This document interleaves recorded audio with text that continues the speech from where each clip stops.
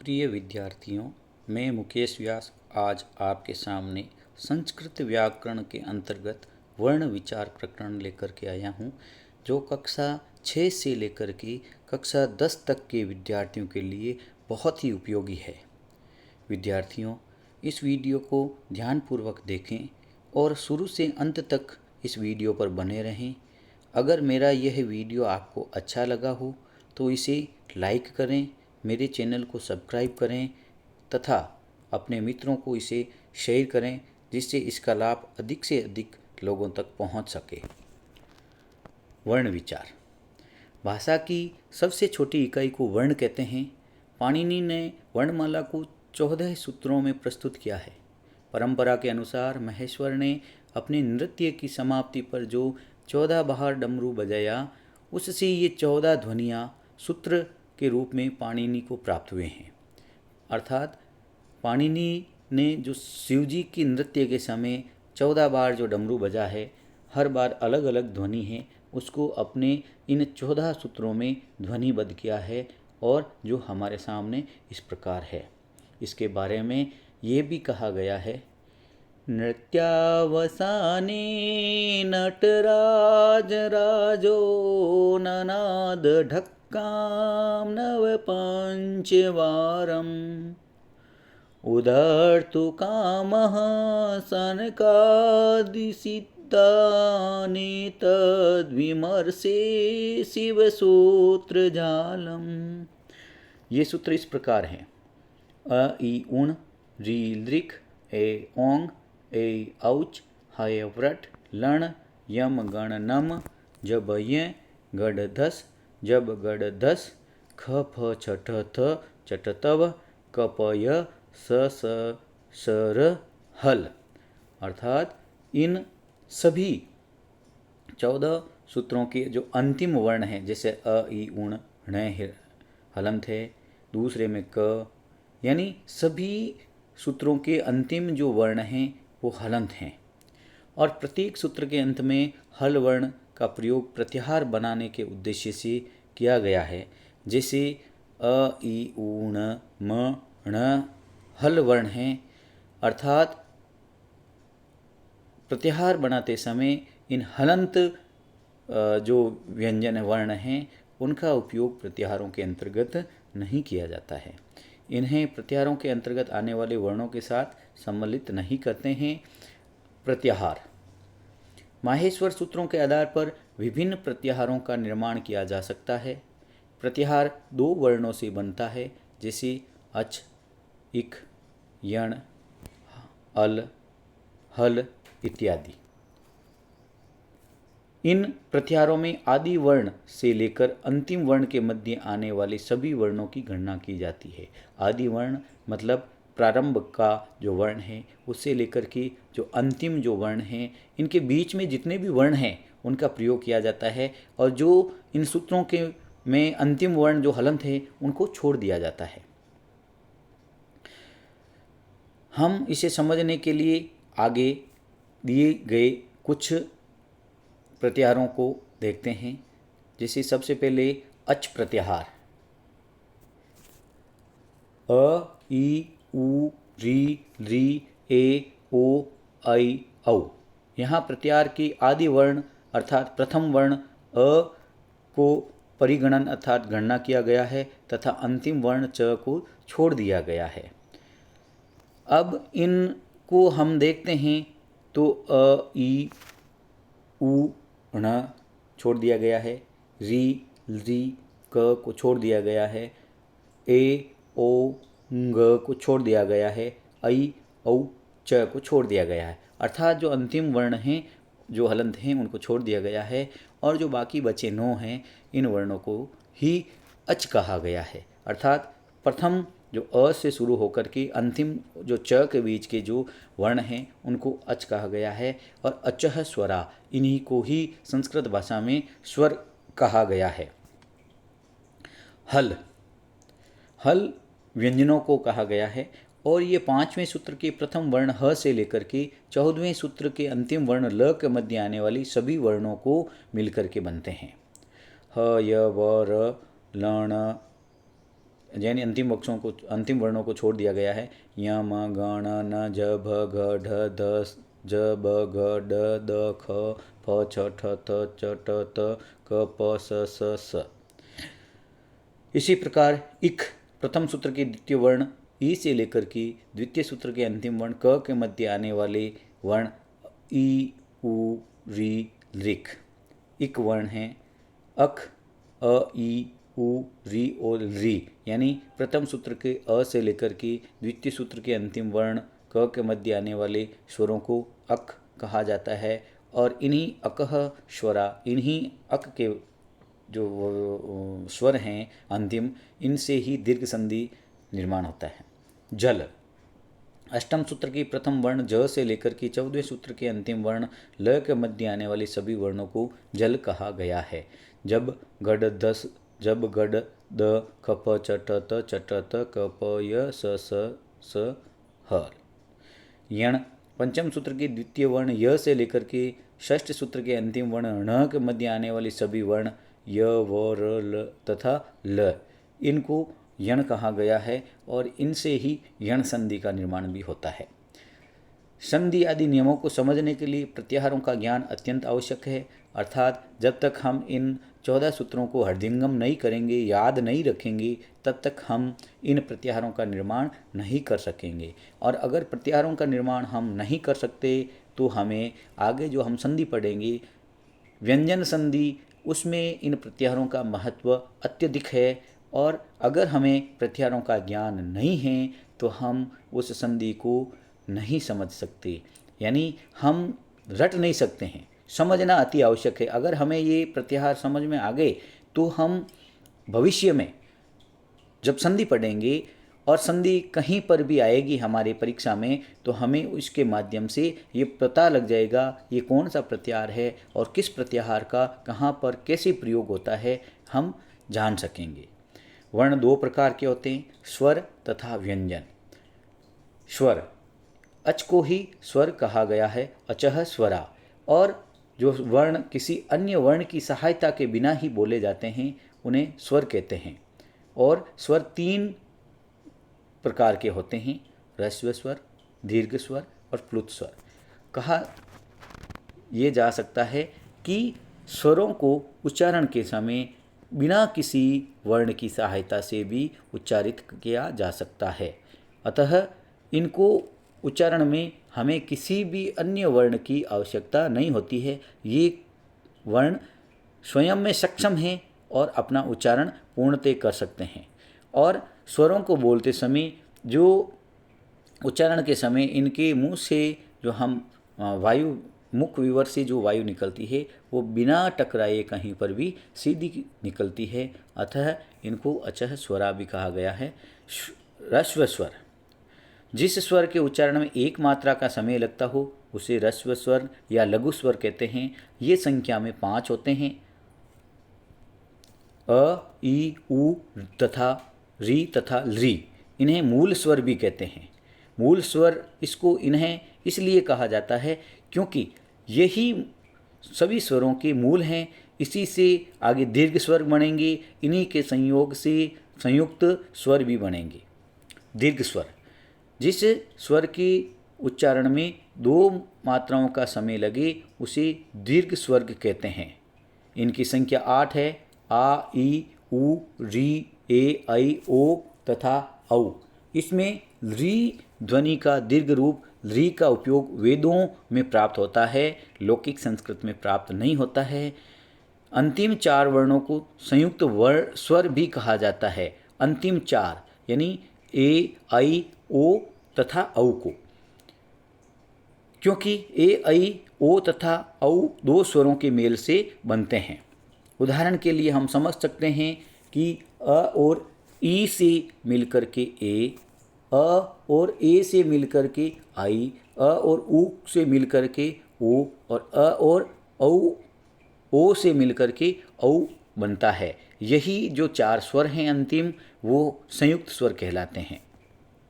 प्लुत स्वर, जिस स्वर के उच्चारण में 3 या उससे अधिक मात्राओं का समय लगे उसे प्लुत स्वर कहते हैं। देखो ध्यान रखने वाली बात है, एक मात्रा का लघु, 2 मात्राओं का समय लगे वो दीर्घ, और 3 या 3 से अधिक कितना भी हो सकता है जहाँ समय लगे, उन स्वरों को प्लुत कहा जाता है। जब किसी व्यक्ति को दूर से पुकारते हैं तब संबोधन पद के अंतिम वर्ण को 3 मात्रा का समय लगाकर बोलते हैं, उसे ही प्लुत स्वर कहते हैं। लिपि में प्लुत स्वर को 3 की संख्या से दिखाया जाता है, अर्थात इस स्वर को 3 मात्राओं के बराबर जोर देकर के बोलना है या इससे ज़्यादा।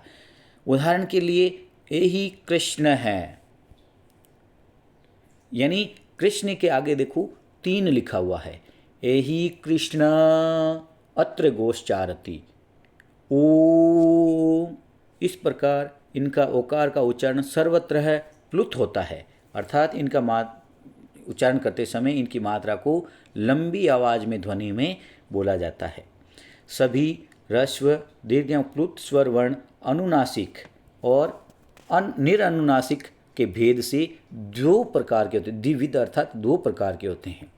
अनुनासिक, जिस स्वर के उच्चारण में मुख के साथ नासिका की भी सहायता ली जाती है उसे अनुनासिक स्वर कहते हैं। अर्थात जिन स्वरों को बोलते समय हमें मुख से तो बोलते ही हैं, उसके साथ साथ हमें अपने नासिका अर्थात नाक का भी सहायता ली जाती है। नाक से जो स्वर बोले जाते हैं उनको अनुनासिक स्वर कहते हैं। यथा जैसे ए, हैं इत्यादि समस्त स्वर हैं वो वर्ण अनुनासिक स्वर कहे जाते हैं। निरनुनासिक, जो स्वर केवल मुख से उच्चारित होते हैं वह निरनुनासिक कहलाते हैं।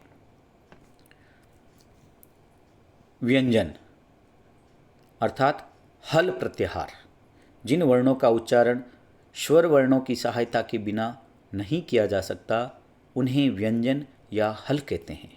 स्वर रहित व्यंजन को लिखने के लिए वर्ण के नीचे हल चिन्ह लगाते हैं। संपूर्ण व्यंजन निम्न तालिका में दर्शाए गए हैं, अर्थात व्यंजनों का उच्चारण स्वतंत्र नहीं किया जा सकता। उनके उच्चारण के लिए हमें किसी न किसी स्वर की सहायता लेनी पड़ती है।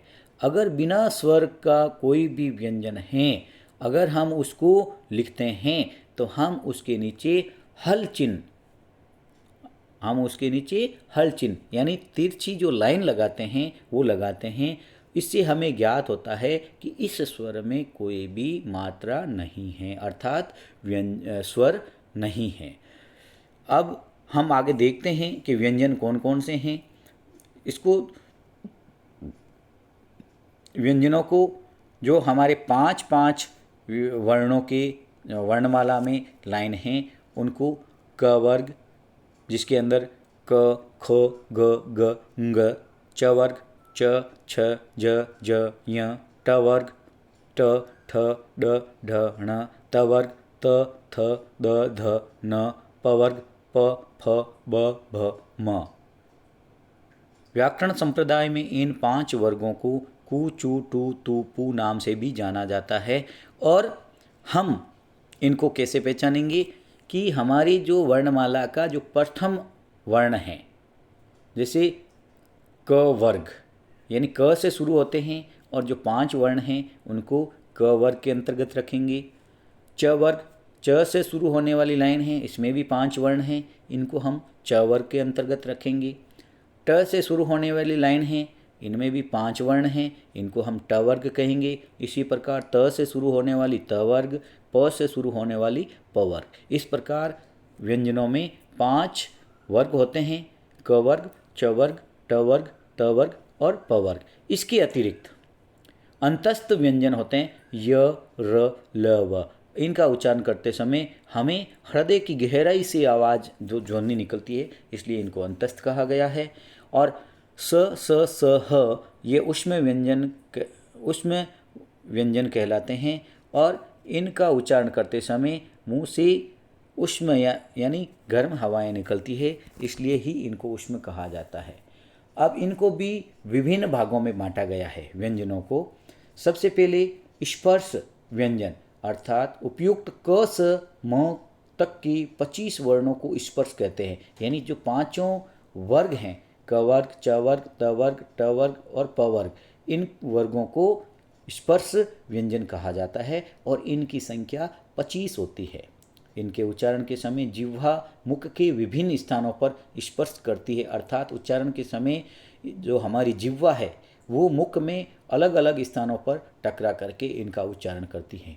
प्रत्येक वर्ग के अंतिम वर्ण ङ, य, ण, न और म को अनुनासिक भी कहा जाता है, क्योंकि इनका उच्चारण मुख के साथ नासिका से भी होता है, अर्थात इनका उच्चारण करते समय हम मुख के साथ साथ नाक का भी प्रयोग किया जाता है। अंतस्थ। अंतस्थ व्यंजन या वर्ण य, र, ल और व वर्ण होते हैं। इन्हें अर्धस्वर भी कहा जाता है।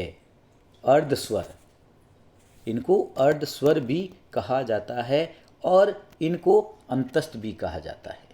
यानी अंतस्थ इसलिए कहा जाता है कि इनका उच्चारण करते समय हमें गले की गहराई से इसकी आवाज़ आती है, और अर्धस्वर इसलिए कहा जाता है जिस प्रकार स्वरों के उच्चारण में जैसे कोई हमारी जिह्वा है कहीं टकराती नहीं है, टकराती तो है लेकिन जो हमारी ध्वनि है मुंह से निकलती है वो अबाध रूप से बिना टकराए बाहर निकलती है, उसी प्रकार अंतस्थ व्यंजनों की ध्वनि भी ही अर्धस्वर है, कहीं भी नहीं टकराती है और मुंह से सीधी बाहर आती है, इसलिए इनको अंतस्थ भी कहा जाता है। ऊष्म व्यंजन श, श, श, ह वर्णों को ऊष्म कहते हैं। ये 4 वर्ण अंतिम वर्ण हैं, इनको ऊष्म भी कहा जाता है। इसके अतिरिक्त अनुस्वार, इसका उच्चारण नासिका मात्र से होता है। ये सर्वथा स्वर के बाद ही आता है, ये ध्यान रखें, स्वर के बाद ही आता है, अर्थात इससे अनुस्वार का प्रयोग से जहाँ हम करेंगे उससे पहले वाले व्यंजन वर्ण में अनुस्वार में अनुस्वार का प्रयोग जो स्वर सहित वर्ण हैं उसके साथ ही होगा।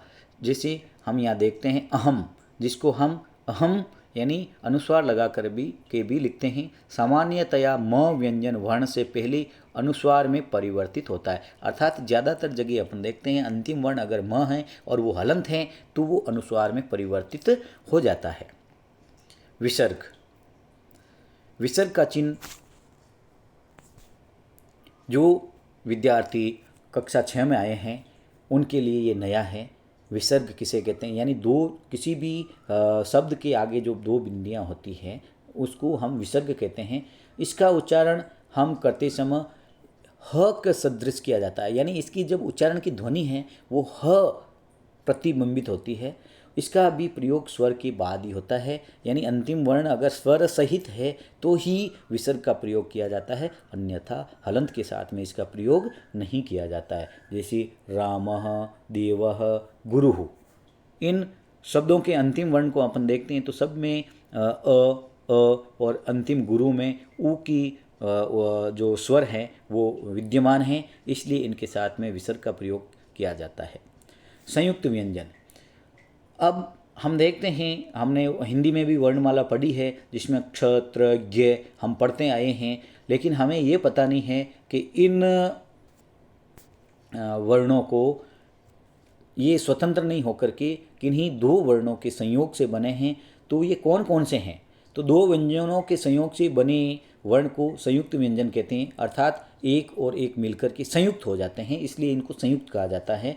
अब इसमें देखते हैं अपन क, क्ष, यानी क और क्ष से संयोग होने पर क्ष क्षत्रिय जिसको अपन पढ़ते हैं, क्ष, और त और र से त्र, ज और य से ज्ञ, जिसको हम उच्चारण करते समय बहुत से लोग हैं जिनको ये उच्चारण करते समय इसको हम ज्ञ बोलते हैं, जबकि ये ज्ञ नहीं है, इसको ज्ञ बोला जाता है। ये अर्थात जे और ये मिलकर के ज्ञ बोला जाता है। और इसके साथ में भी और बहुत सारे ऐसे संयुक्त व्यंजन हम जो हमारी प्रचलित भाषा है उसमें हम प्रयोग करते हैं। तो विद्यार्थियों, आपको ये वीडियो कैसा लगा, एक बार पुनः मेरा आपसे निवेदन है कि मेरे इस चैनल को आप सब्सक्राइब करें, और आपको ये वीडियो अच्छा लगा है तो आप अधिक से अधिक लोगों तक इसको शेयर करें, ताकि मेरे अंदर उत्साह बना रहे और आपके लिए मैं नए नए वीडियो जो आपके लिए परीक्षा में उपयोगी हो लेकर के प्रस्तुत हूँ। और अगली कड़ी में हम इन्हीं व्यंजन और स्वरों के उच्चारण स्थान के बारे में पढ़ेंगे। तब तक के लिए धन्यवाद।